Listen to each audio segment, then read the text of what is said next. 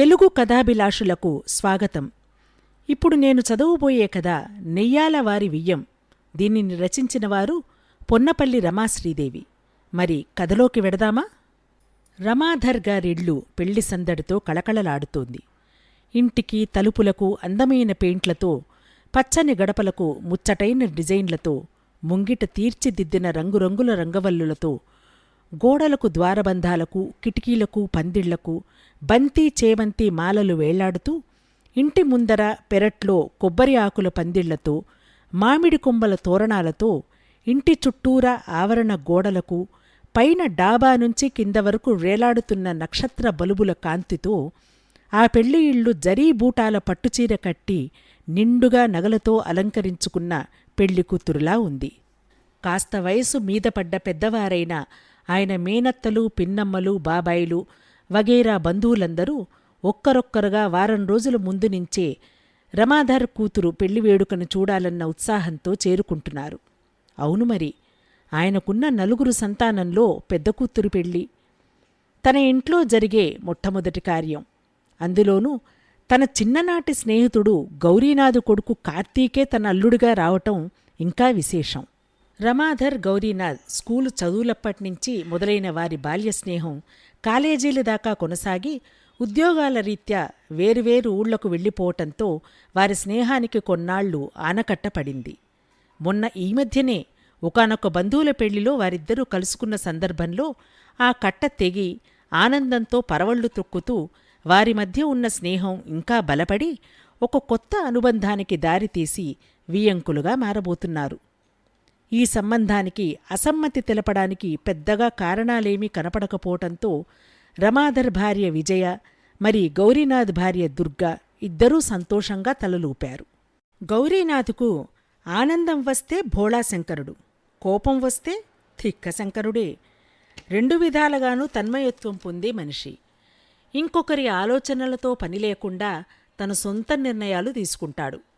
ఈ యొక్క వింత ప్రవృత్తితో ఎవరికి ఏ మాట ఇస్తాడో, అది ఇంట్లో వాళ్లు నెరవేర్చటంలో సహకరించకపోతే ఏ ప్రళయతాండవం చేస్తాడో అని కుటుంబ సభ్యులు ఎల్లప్పుడూ భయాందోళనలతో ఉండవలసిందే.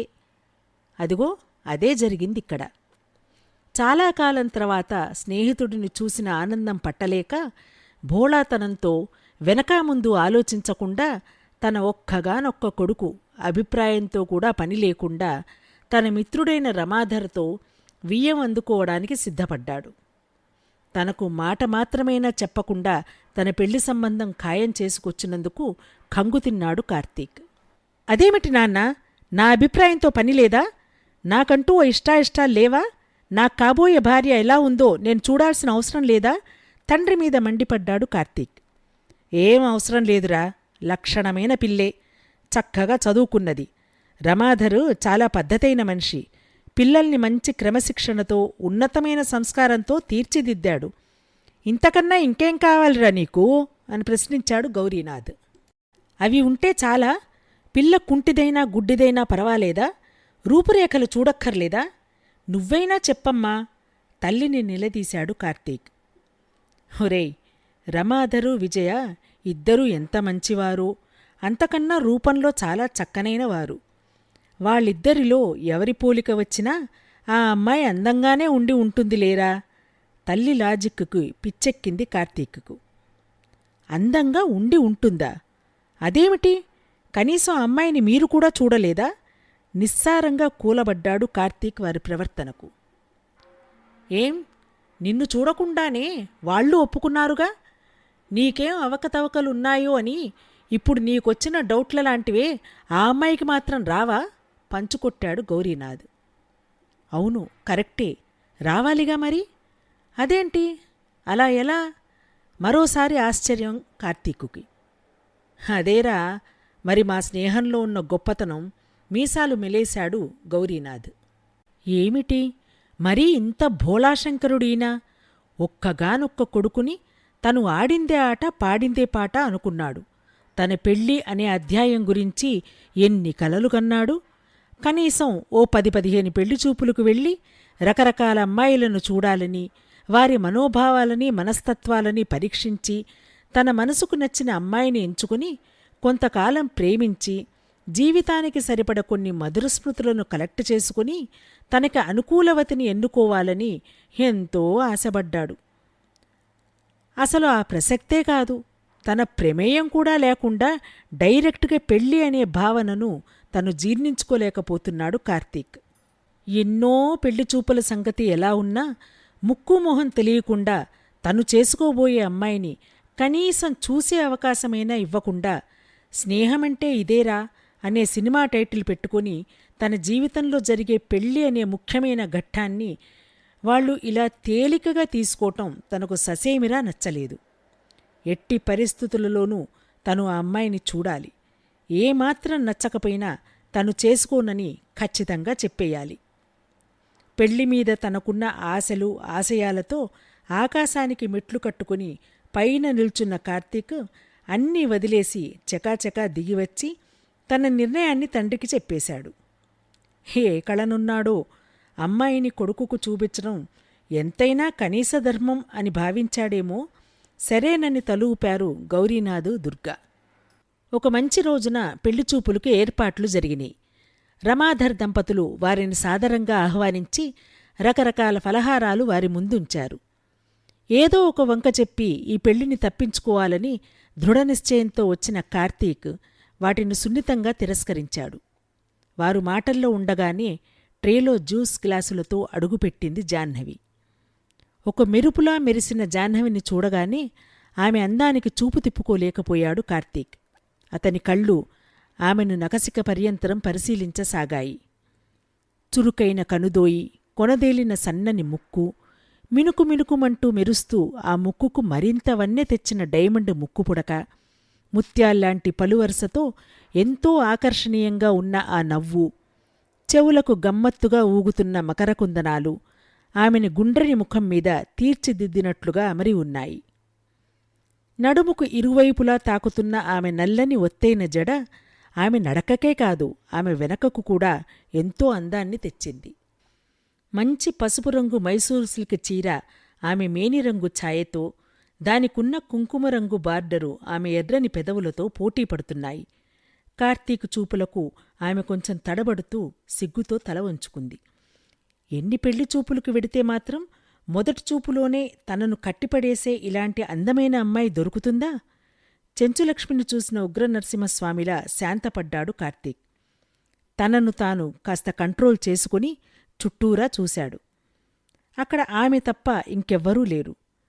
అరే, వీళ్ళందరూ ఏరి ఎక్కడికి వెళ్లారు? తనకు స్వీట్స్ అందిస్తున్న జాహ్నవిని అడిగాడు. అందరూ పైన ఇల్లు చూడటానికి వెళ్లారు అంది. వాళ్ళిద్దరే ఒకరినొకరు పరిచయం చేసుకున్నారు. వారి చదువుల గురించి, వాళ్ల కెరియర్ గురించి మాట్లాడుకున్నారు. చిన్నప్పటి కాలేజీ కబుర్లు చెప్పుకుంటూ వాళ్ల హాబీస్ గురించి తెలుసుకున్నారు. రండి, మా తోటను చూపిస్తాను అంటూ ఇంటి ముందున్న లాన్లోకి తీసుకువెళ్ళింది జాహ్నవి. జాహ్నవికి గార్డెనింగ్ అంటే చాలా ఇష్టం. రకరకాల రంగుల్లో ఉన్న గులాబీలు, విరగబూసిన మల్లెపందిరి, సువాసనలు వెదజల్లుతున్న విరజాజి తీగ, మరువం, మందారాలు, చామంతులు, ఓహ్, ఇంకా ఎన్నో రకాల పూల మొక్కలతో ఆ తోట కూడా జాహ్నవిలానే ఎంతో అందంగా, హాయిగా ఉంది. ఈ తోటని ఇంత శ్రద్ధగా ఎవరు ప్లాన్ చేశారు? ఆ పూల సోయగాలతో పోటీ పడుతున్న ఆమె సొగసును ఓరగా చూస్తూ అడిగాడు కార్తీక్. నేనే. మొక్కలంటే నాకు చాలా ఇష్టం. వీటి జోలికి ఎవ్వర్నీ రానివ్వను. నేనే నాకు కావలసిన మొక్కల్ని ఏరికోరి తెచ్చుకుంటాను అంది జాహ్నవి ఎంతో మురిపంగా ఆ పూలను తాకుతూ. ఈ మొక్కల్నే ఎవరికీ వదలకుండా ఇంత ప్రణాళికగా ఉన్న మీరు, మరి మీ జీవితానికి సంబంధించిన అతి ముఖ్యమైన పెళ్లిమీద మీకంటూ ఎటువంటి ఆశలు, అభిప్రాయాలు లేవా? కార్తీక్ అడిగిన ప్రశ్నకు ఆమె చిరునవ్వు నవ్వింది. ఆ మొక్కలను చూడండి, విరగబూసిన పూలతో, పళ్లతో ఎంతో ఆనందంగా ఉన్నాయి. ఎందుకంటారు? వాటికి కావలసినవేమిటో అవి అడక్కుండానే అన్నీ మనం ఇస్తామన్న ధైర్యం. అలానే పిల్లలకి ఏమి కావాలో తల్లిదండ్రుల కన్నా బాగా ఇంకెవరికి తెలుస్తుంది చెప్పండి? నా భవిష్యత్తు గురించి మా అమ్మా నాన్న మంచిగానే ఆలోచిస్తారన్న నమ్మకం నాకుంది అన్నది. మరి మనం ఒకరినొకరు చూడకుండానే మన పెద్దవాళ్లు తీసుకున్న నిర్ణయం పట్ల నీ అభిప్రాయం?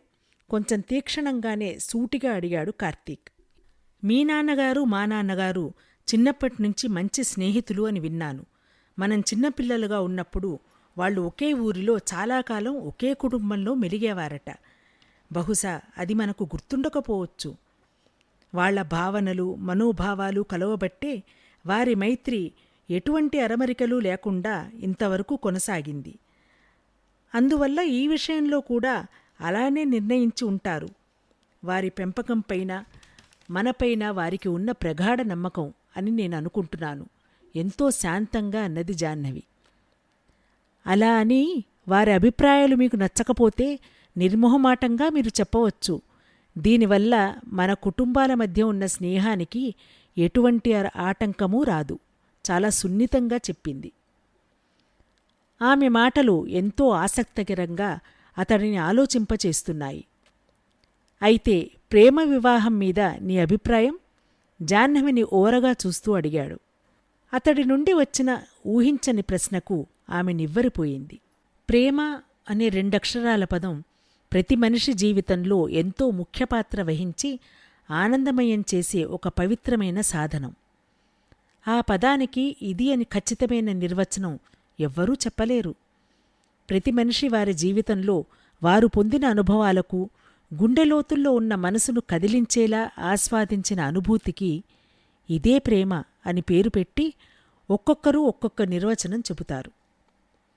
ఒక్కసారి ఒకరి పట్ల మొలకెత్తిన ప్రేమ ఎలాంటి అవాంతరాలు వచ్చినా, ఎలాంటి ఒడిదుడుకులు వచ్చినా నిలదొక్కుని తుది వరకు ప్రేమించిన మనిషి పట్ల హృదయంలో చెక్కుచెదరకుండా నిలిచిపోయే భావనయే ప్రేమ.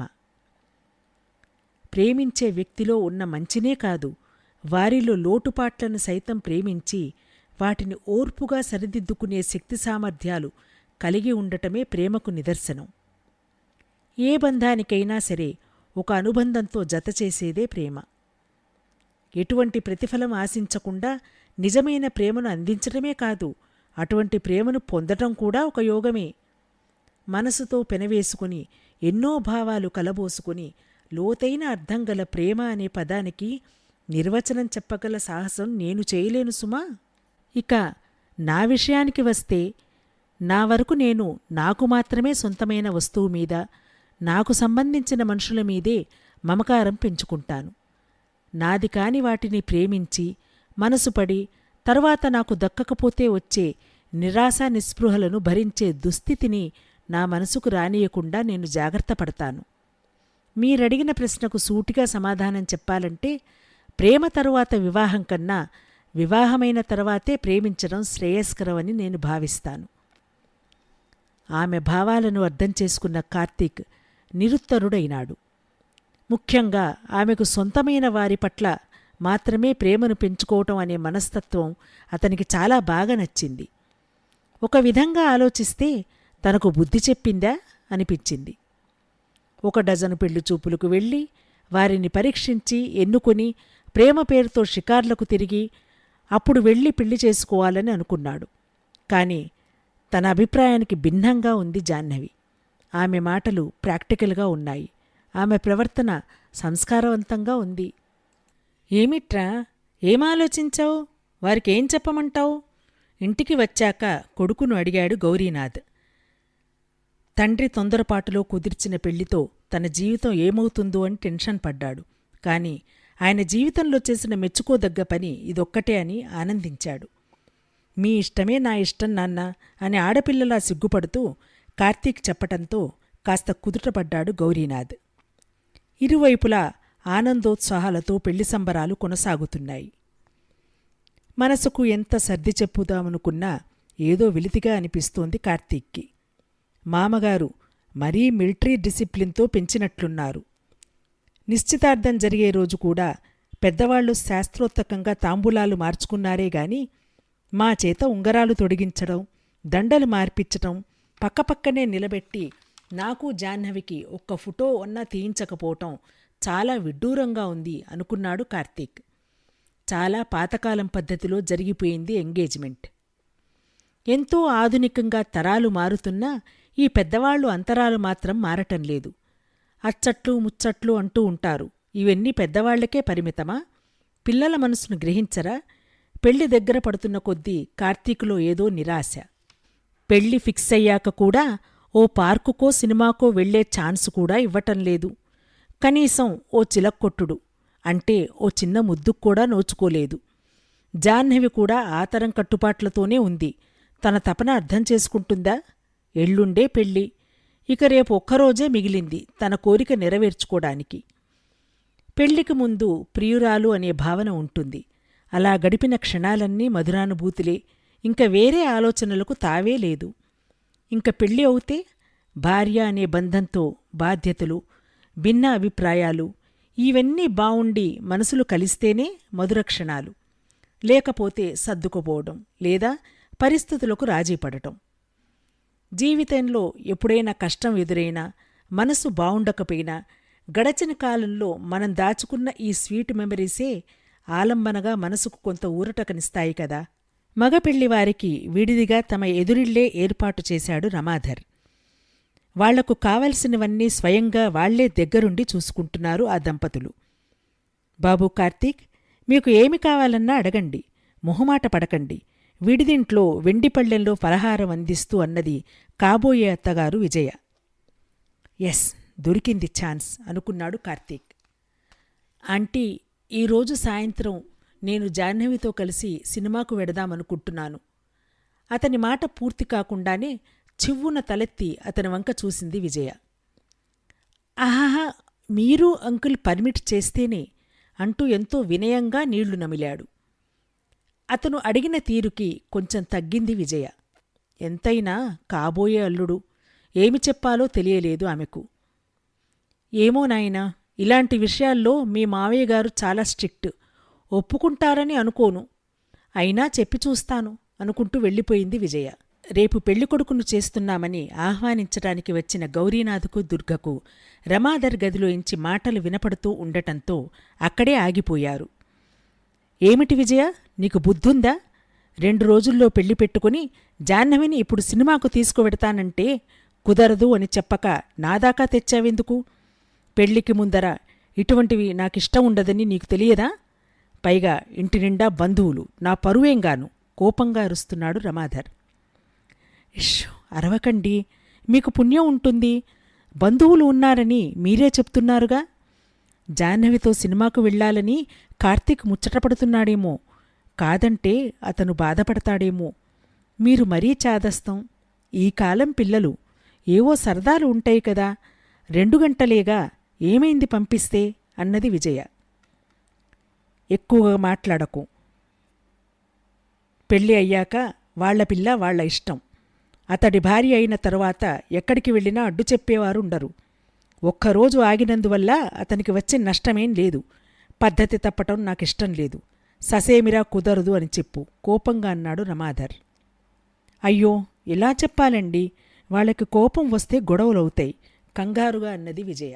మన మధ్య కోపతాపాలేంటి చెల్లాయే, చొరవగా లోపలికొచ్చారు గౌరీనాథు దంపతులు. మనందరం ఒక్కటే.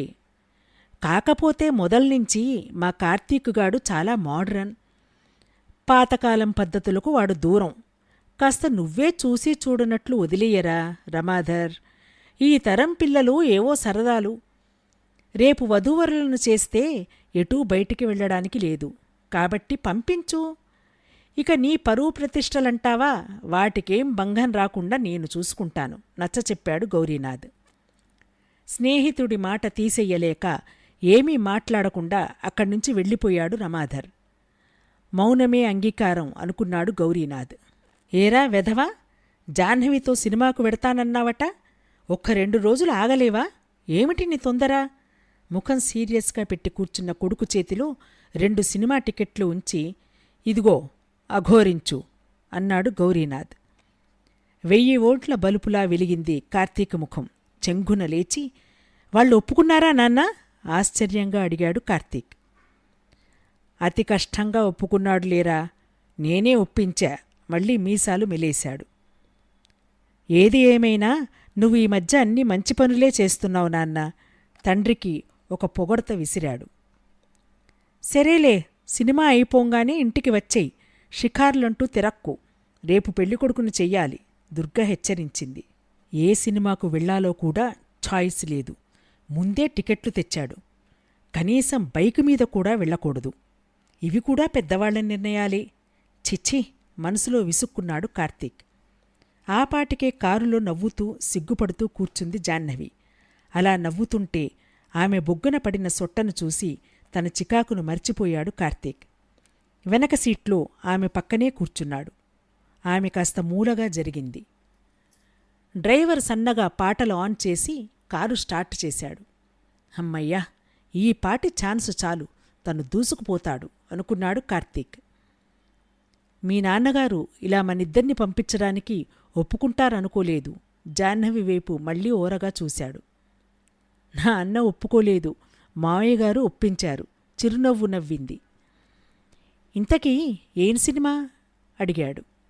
ఏమో నాకూ తెలియదు, మావయ్యగారే టికెట్లు తెప్పించారుట అన్నది. ఏదో ఒకటి, ఇప్పుడు సినిమా కాదుగా ముఖ్యం, తనతో సరదాగా ఎంజాయ్ చెయ్యాలి అనుకున్నాడు మనసులో. థియేటర్లోకి అడుగుపెట్టారు. అప్పటికే యాడ్స్ మొదలైనయి. హాలంతా చీకటి. జాహ్నవి చేయి పట్టుకుని సీటు నెంబరు వెతుక్కుంటూ ముందుకు వెడుతున్నాడు కార్తీక్. వెనకే అతనిని అనుసరించింది జాహ్నవి. మొదటిసారి అలా చేతులు కలవటం ఇద్దరికీ చాలా అపురూపంగా అనిపించింది. సీటులో కూర్చున్నా కూడా ఆమె చెయ్యి వదిలిపెట్టలేదు కార్తీక్. సినిమా టైటిల్ తోడు దొంగలు అని చూసి ఇద్దరూ గలగలా నవ్వుకున్నారు. తాము కూర్చున్న లైనులో, ఆ వెనక లైన్లో సీట్లన్నీ ఖాళీగా ఉన్నాయి. తనకు మంచి అవకాశానికి చేయూతనిచ్చిన దేవుడికి భక్తిగా ఒక థ్యాంక్స్ సమర్పించాడు. సినిమా మొదలయింది. Janu, I love you. You are so beautiful. ఇంత అందమైన అమ్మాయి నా భార్య అవుతున్నదంటే నో ఐఎమ్ వెరీ ప్రౌడ్. ఆమె భుజాల మీదుగా వంగి ఆమె చెవిలో గుసగుసలాడాడు కార్తీక్. అతని ఊపిరి వెచ్చగా తాకి ఆమె బుగ్గలు సిగ్గుతో ఎర్రబడినాయి. చాలా గమ్మత్తుగా ఉంది. థ్యాంక్స్ అతనికి మాత్రమే వినపడేలా చెప్పింది జాహ్నవి. ఆమె అరచేతిని సున్నితంగా నిమురుతూ తన గుండెలకు తాకించుకొని ఒకే ఒక్క క్షణం మైమరుపు. అంతే. పక్కనే గలగల మాటలు, జనాల సందడి, చీకట్లో తొక్కిసలాట. మరో నిమిషంలో తన లైన్లో, వెనక లైన్లో ఉన్న సీట్లన్నీ జనాలతో నిండిపోయింది. ఏరా కార్తీక్, ఎంతసేపయింది సినిమా మొదలై? జరిగిన కదేంటో కాస్త టూకీగా చెప్పరా. ఆ గొంతు ఎస్ నాన్నదే. నాన్న ఇక్కడా? ఎక్కడా అంటూ ఒకసారి పక్కకు చూశాడు. అంతే షాక్. ముందు వెనక చూశాడు కంగారుగా. ఊహించని ఘట్టం. పెళ్లికని వచ్చిన చుట్టాలు దాదాపు 25 మంది నేరస్తుణ్ణి కనిపెట్టిన పోలీసు కుక్కల్లా చుట్టూరా కాపలా కాస్తున్నట్లు, అందరూ తనవైపే చూస్తున్నట్లుగా అనిపించింది. కాని వాళ్లందరూ సినిమాలో లీనమై ఉన్నారన్న సంగతి కార్తీక్ గ్రహించే స్థితిలో లేడు. నాన్నా, వీళ్ళందరూ ఏమిటి? వీళ్లకు కూడా ఇంత అర్జెంటుగా సినిమా అవసరమా? తన పక్క సీట్లోనే కూర్చున్న తండ్రి చెవిలో కోపంగా అరిచాడు కార్తీక్. పట్టించుకోలేదు గౌరీనాథ్. నాన్నా, ఈ కోతి చేష్టలకు అర్థం ఏమిటి? నిస్సత్తువుగా అడిగాడు కార్తీక్. అబ్బే, అర్థం కాదురా, గూఢార్థం. పెళ్లి కాకముందే మీరిద్దరే ఇలా షికార్లకు వస్తే అందరూ ఏమైనా అనుకుంటారు. అందుకే నలుగురిలో నారాయణుడిలా, గుంపులో గోవిందుడిలా ఉన్నారనుకో, ఎవ్వరూ అంతా పట్టించుకోరు. బంధువులందరితో కలిసి వధూవరులు కూడా వెళ్లారు అనుకుంటారు. వాడి పరువు కాపాడతానని నా స్నేహితుడికి మాట ఇచ్చాన్రా మరి. తన తెలివికి తనే అబ్బురపడుతూ మీసాలు మిలేశాడు గౌరీనాథ్.